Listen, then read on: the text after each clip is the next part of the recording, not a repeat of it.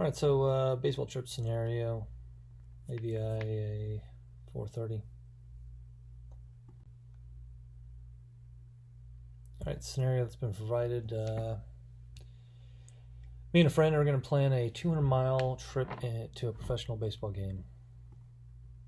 So our boss has asked us to drop off a business proposal at the branch office there, and he gave us the company to use for the trip. So some commercial implications about whether or not we can do it. So we are an employee. It looks like the airplane is owned by the employer, and it looks like it's a trip is incidental. It's incidental to the business. So as long as we have a commercial license, we're good there, from what I'm thinking.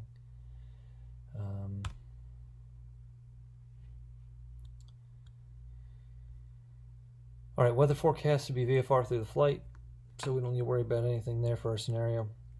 We're going to effectively plan a VFR cross-country flight using the multi-engine airplane.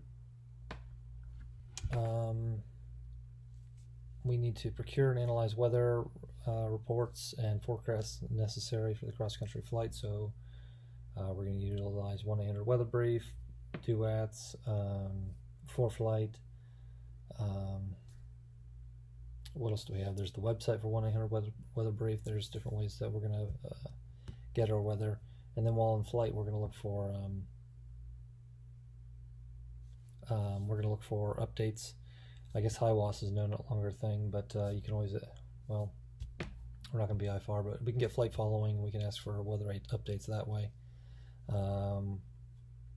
We can also call flight service stations and get any updates that way. Let's see, what else we got? We need to discuss the task risk and automation management as it pertains to takeoff, cruise, climbs, approach landings. A lot of it depends on the aircraft, I suppose. I'm sure multi-engine aircraft, there's a spectrum of them that go from simple to complicated, but I don't know if this really gave us a specific aircraft in terms of automation management, so maybe we're referring to autopilot. That would be automation for a cruise, climb, approach, and landing. But those are available on single engine as well, so I'm not really 100% sure what to go with into that. Let's move on. Alright, so my computer died in the middle of this presentation, so I'm trying to figure out how to splice in what got missed. Let's see how this goes. We're in the flight planning part, and I believe I talked about PAVE and 5 Ps. I don't want to really hammer home PAVE because we talk about it constantly, but it's the one of the ways that we do our planning and some of the things that we go over to make sure that everything is set up for a flight. Before we go, 5 Ps is more as we go. These are things that we are constantly, there's a process in our head that we should be circling through these at, each phase of our flight. Before we take off, we're going to reevaluate all these things. Once we get to cruise, we're going to evaluate these things again. We go over these things over and over again, and we continue to take information in. We don't just blindly execute our plan. We continue to take information in, and we alter our plan as necessary.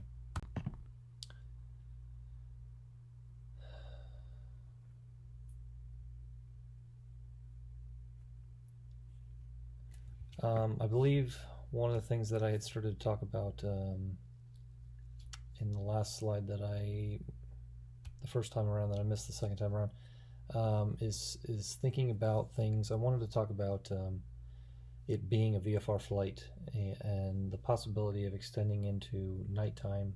One of the things that I wanted to talk about it being VFR is we're going to use potentially different altitudes, and one of the things I want to talk about is moving into an area with very high MEAs. If it happens to go into the nighttime, there's some obscurations. It just gets dark and we can't see. If we need to at some point go IFR, we need to plan ahead and make sure that we're not going to have MEAs that are so high that we can't climb to them. Now, it being a multi-engine aircraft, there's a higher likelihood of us being able to get up to those altitudes, perhaps, but there's still the thought process of our single engine service ceiling and those kind of things. But We're not going to actively, avoid every MEA that is above our single engine service ceiling, because that, for some aircraft is like nothing. I mean, the Seminole that I'm flying, it's like 2,000 and something feet. So, you wouldn't go anywhere IFR if that's the way you were planning. All right, how we obtain weather information. I think I got this the first time around, maybe the second time.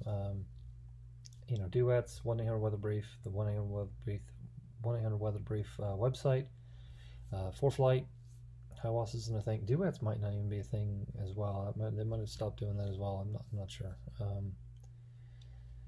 I know Hiwasses has stopped, which is strange, but and then en route there's other options at all as well. So flight service stations, Center will give you information. ATC will always give you information. Some avionics, like they subscribe to the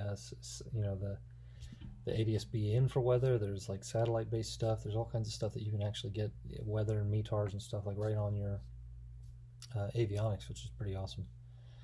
If you have a Sentry, you can connect to that through Wi-Fi to your iPad and get in-weather stuff, in-route weather stuff as you go, which is awesome. I use it all the time, and it's fantastic. I can't imagine flying without it now. I've gotten used to it. How to do weather considerations. So now we're going to start thinking about, when we're moving at different altitudes, where's the wind coming from? Can we get something, a boost to our, a tailwind? Can we get a boost to our flight time or our ground speed? And additionally, as you get higher and higher, you start to think about different air masses, and you start to think about the jet streams and all those kind of things, and where their placement is, and what's going on with turbulence and all those kind of things. So it's a whole different world when it starts to get higher. Environmental performance considerations. Okay, runway considerations. Obviously takeoff and landing performance, but I don't really see how that's too much different multi-engine versus single engine, other than we start to calculate things like accelerate stop distance. Our single engine service ceilings, we're thinking about are we going to drift down after we take off and we lose an engine?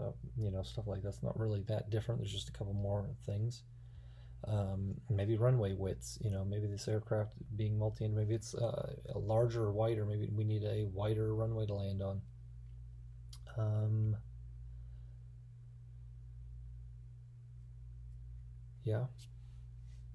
Multi-engine consideration. So high altitude Victor Airways. So I talked about that a little bit earlier. Are we going to be flying these higher altitude Victor Airways? Are there hypoxia considerations? There's always going to be hypoxia consideration. Also, you're in a pressurized cabin, and I've seen these things. I've seen it myself.